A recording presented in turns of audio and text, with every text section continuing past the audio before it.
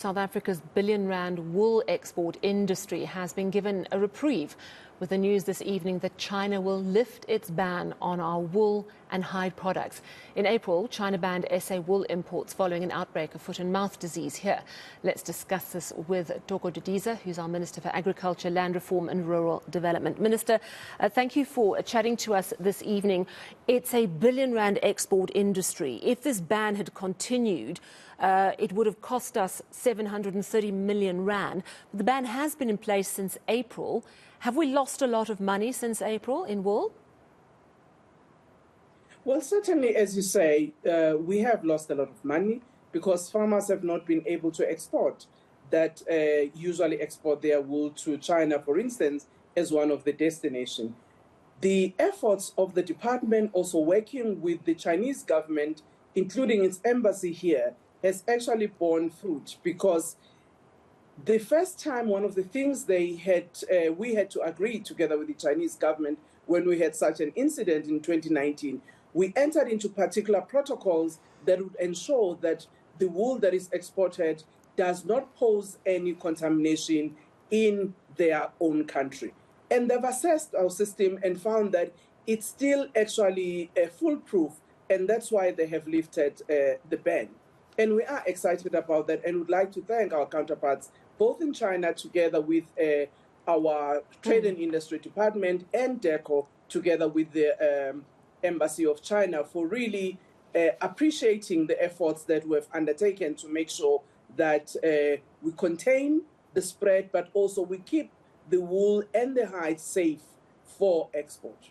So if you had those protocols and that agreement in place with China since 2019, why the ban back in April? Well, remember that once you have an infection, you have to report to the international organization responsible for animal health, commonly known as OIE. And once that report has been given, OIE inform, all member states. And initially, each and every member state will actually close their borders as a cautionary measure until they can assess and be able to then make their determination. So there's nothing untoward, in my view, what China had done. But what is important is what they have done to make an assessment and take a decision. That is what we have seen today, uplifting that ban.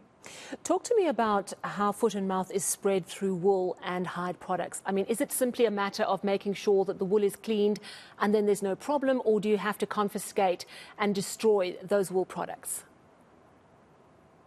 No, remember that usually farmers, when they transport their animals, they might use one vehicle that they have to transport, different animals to particular destination, either in the auctions or maybe taking them, to slaughter.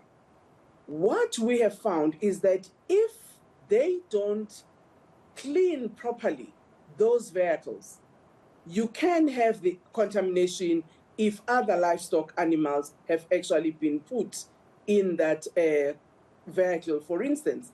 That is why also when you have roadblocks to ensure that you kept the movement control from a disease management area, you spray the wheels of the cars because they themselves can actually move the disease further. That is why when you enter into facilities coming from outside, it's important to have a foot bath to ensure that if you may have been in contact with this disease, you are not likely to spread it to the next facility where you are going. These are the biosecurity measures that we encourage all the time that farmers must put in place, particularly to make sure that they protect their livestock. Okay, so am I correct in understanding that it's not that there was any contaminated wool as such, but more that there's a kind of an international knee-jerk reaction as soon as there's concern about foot and mouth? You've now been able to show China that there is no need for concern. I wonder if you could give me an update on foot and mouth. I know that 21-day ban, when we spoke last week, you said it was going to be reviewed every 7 days. We've just seen Letiwe's package where we can see there's a vaccination program happening. Just give me an update on whether foot and mouth has spread further since we last spoke. I think it was 6 provinces and 144 sites, or whether it's actually been contained. Just to say that we have picked up 3 new infections in the Makwat area in the Free State. That is why yesterday I was actually in the Free State. On Monday, last week, I was actually on Thursday, I was in KZN to meet with the Premier and MECs, not just of agriculture, but also MECs of finance, MECs of local government, and economic affairs. Because as you know, the impact that this has in the economy of any province and the country is enormous. That's why we want cooperation from those MECs in the various provinces in the containment and the management of disease. There would obviously be financial implications. And that's why it's important that MECs of finance do have an appreciation of the impact of this disease, that if we don't put investment in animal health system, we are likely to actually have this or any other animal disease that can have an impact on our economy. That's why it is important that we have a buy-in on all of them. And I must say that yesterday, after my meeting with the Premier and the MECs in the Free State, the Premier convened in the evening a meeting with all her MECs, including mayors of the Free State, to alert them about the disease, but to also agree on containment measures to make sure that we contain the spread. We will be announcing